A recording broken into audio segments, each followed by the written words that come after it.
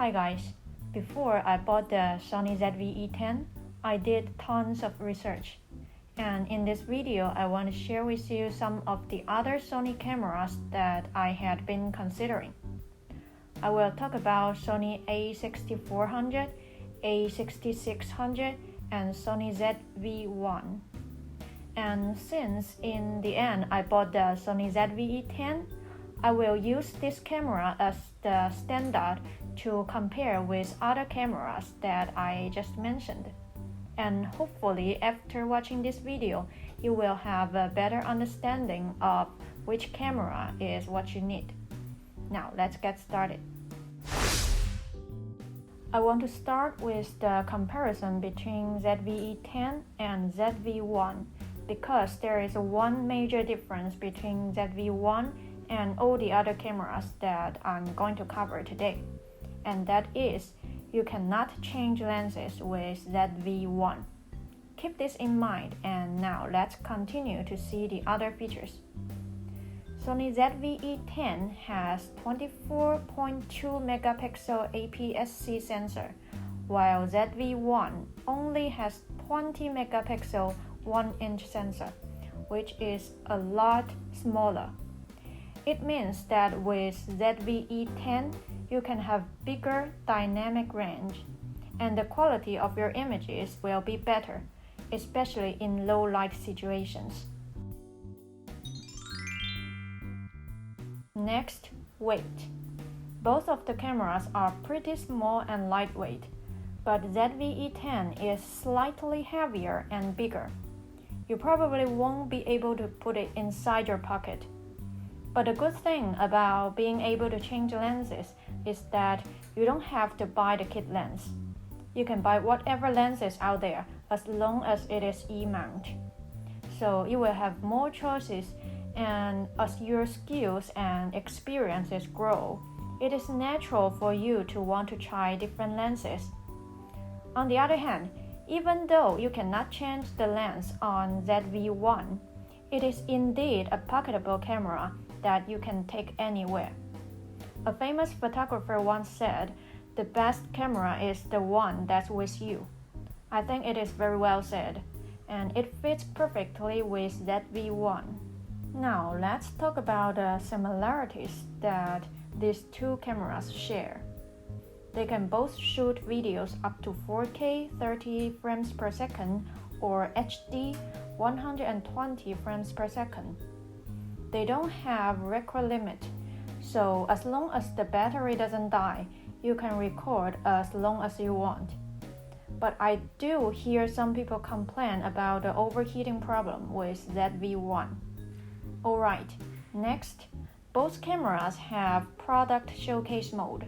So if you are a content creator who always show people some different products, and you want the camera to focus on your product when you move it near the camera, both cameras can blur the background effectively and then refocus on your face when you move away the product. Both cameras have the vertical video mode, so it will be helpful if you are shooting videos for your Instagram story, TikTok videos, or YouTube shorts. Both cameras have the multi-angle screen, so if you like to vlog, you will be able to see yourself. And finally, neither of these two cameras have in-body stabilization, but they both have steady shot, which I think is helpful, but your videos will be cropped a little bit. Or if you think steady shot is not powerful enough, you can use the free Catalyst Browse software, which uses gyro data to stabilize footages. The effect is pretty good, but personally I think it is a little bit troublesome, and there will also be some crop to your footages. Now let's talk about the differences.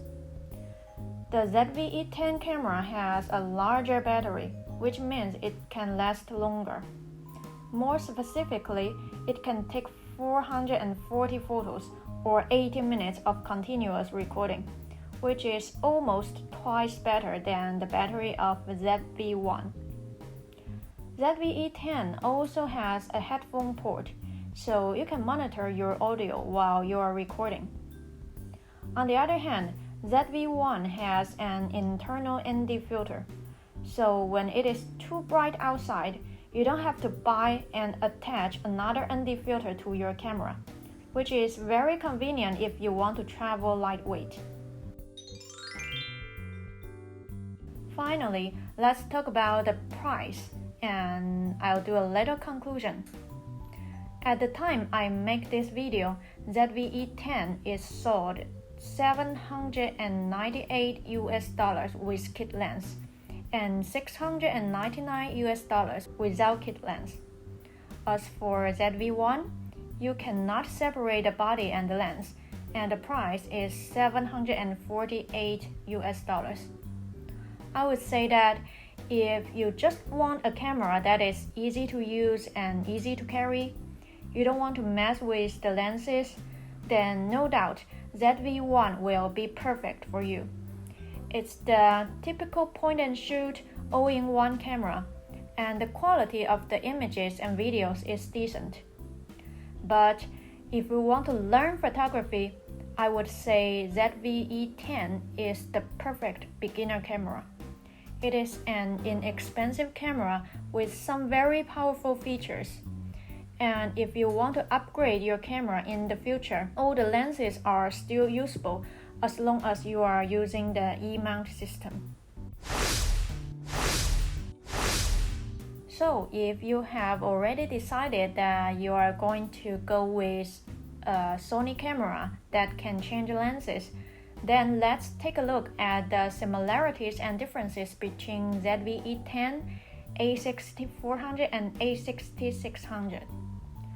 Three of the cameras are pretty small and lightweight, with only slight differences, so I think weight and size are probably not the deciding factors here. And these three cameras all use 24.2 megapixel APS-C sensor, so they can all perform greatly in low light environment, and they all have great dynamic range. They all use the same E-mount system, so let's say if you are currently using an entry-level E-mount Sony camera, and in the future you want to upgrade it to another E-mount camera, the lenses are still usable. There is no record limit, and they can all record videos up to 4K, 30 fps, or HD 120 fps. The A6600 has in-body stabilization, which seems like a win over the other two cameras. It works well if you are just standing still holding the camera or panning your camera. But if you are going to walk around holding the camera, then I would say the in-body stabilization of A6600 is not very helpful. ZV E10 has a multi-angle screen, while the other cameras have a flip-up screen, which can be troublesome if you are going to attach a microphone on the top of your camera. Next, built-in flash. Only A6400 has the built-in flash, but I never use it with my ZV E10, and I doubt if anyone ever uses it. Both ZV E10 and A6600 have headphone port to monitor the audio. Next, viewfinder. ZV E10 doesn't have a viewfinder, so under bright sunlight, you might have some trouble seeing your screen. This might bother some people. Now let's talk about some other features. ZV E10 has product showcase mode and can shoot vertical videos. I have covered these two features earlier. ZV E10 also allows you to do live streaming easily. What you need is a USB cable. You don't need to download any software, so it's easy to use. Another feature of ZV E10 is that it has better color. Well, this is more subjective, and if you are going to edit your videos and photos in post, then this probably doesn't matter that much.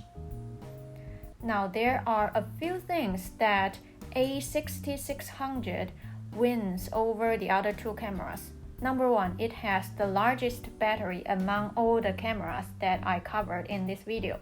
I mentioned that the battery of ZV E10 is almost twice better than that of ZV1, but the battery of A6600 is even better. It is twice better than that of ZV E10. The second feature is that A6600 has a bigger grip, so if you have bigger hands, it will be easier for you to hold the camera.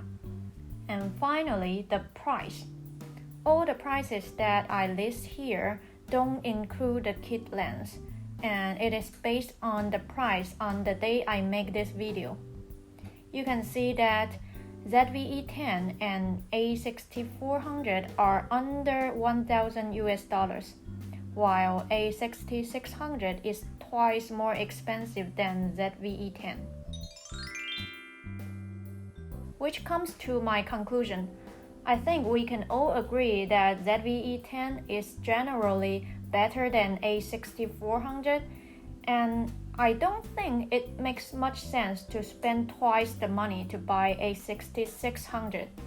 I mean, among all the features that A6600 has and ZV E10 doesn't, I think stabilization is the most important one, but the problem is that the stabilization of A6600 is still not that good.